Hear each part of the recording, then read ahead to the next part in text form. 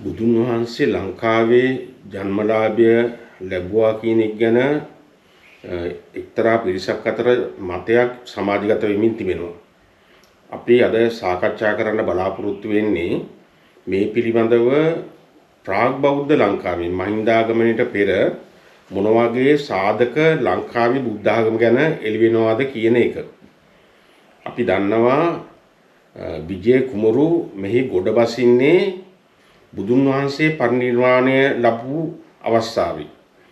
එතකොට බුදුන් වහන්සේ පරිනිර්වාණය කළ අවස්ථාවේ විජය කුමරු මෙහි ගොඩ බැස්සයි කියන එක අර්ථ ශූන්‍ය වෙනවා. බුදුන් වහන්සේ ලංකාවේ ජීවත් වුණා නම් ඒත් එක්කම අපිට පේනවා ලංකාවට ආපු වෙලින්දන් සහ සංචාරකයන් මගින් එක්තරා දුරකට බුද්ධ ආගම පිළිබඳ අවබෝධයක් ලාංකීය සමාජය තුළ තිබෙන්නට ඇති කියලා. නමුත් බුද්ධ ආගම ආගමක් හැටියට මෙහි ප්‍රතිස්ථාපනය වෙලා තිබුණු බවට අපිට සාධක මේ තාක් ලැබිලා නැහැ. අපි දන්නවා පණ්ඩුකාභය අවධිය ගත්තොත් එහෙම පණ්ඩුකාභය අවධියේ විවිධ නිකාවලට විවිධ ආගම්වලට දේවස්ථාන සහ පූජකයන් සඳහා නිවාස යන ආදී ඉදි කරනවා. මේ දේවස්ථාන සහ වාසස්ථාන අතර බුදුන් වහන්සේ අරමුණු කරගත්තේ නැත්නම් බුද්ධ ආගමට සම්බන්ධ කිසිදු ඉදිකිරීමක් තිබුණු බවට සාධක එළිවන්නේ නැහැ. තවත් වැදගත් දෙයක් තමයි අපි දන්නවා දේවානම්පියතිස්ස රජුට පෙර පාලකයෝ ගණනාවක් මේ පාලනය ගෙන ගියා. බුදුන් වහන්සේ 6 වෙනි සියවසේ ලංකාවේ වාසය කළා නම් මෙම කිසිදු පාලකයෙකු හෝ රජෙකු අතින් මේ සිද්ධිය සඳහන් නොවෙන්න හේතුවක් නැහැ. මේ සිද්ධිය මහාවංශයේ අන්තර්ගත නොවෙන්න හේතුවක් නැහැ.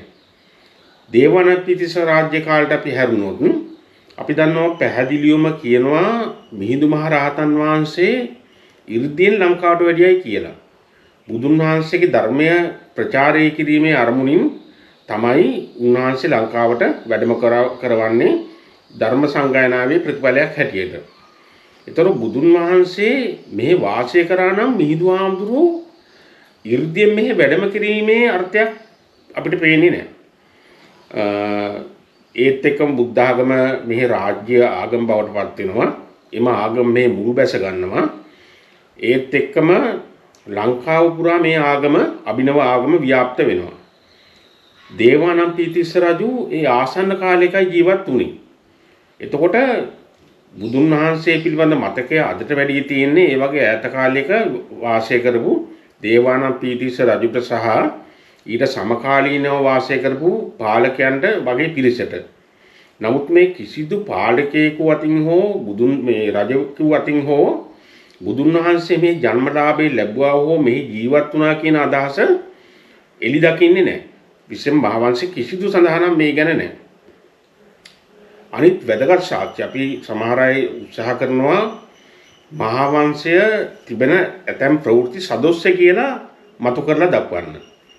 අපි මහාවංශයේ මදකට අමතක කළොත් ඒ කාලේ කැටයම් වගේ දේවල් මුල්ම කාලේ නිර්මාණය කරපු කැටයම් වගේ දේවල් විශේෂයෙන්ම ක්‍රිස්තු වර්ෂ 1 2 වගේ සියවසට ඇති කැටයම් මිහින්තලේ කණ්ඩක චේතියේ තියෙනවා. ඉතින් මේ කැටයම් වල හෝ බුද්ධ ආගම මෙහි පැවතුනා කියන්නේ ඉඟි කරන කැටයමක් හෝ තියෙන්න ඕනේ.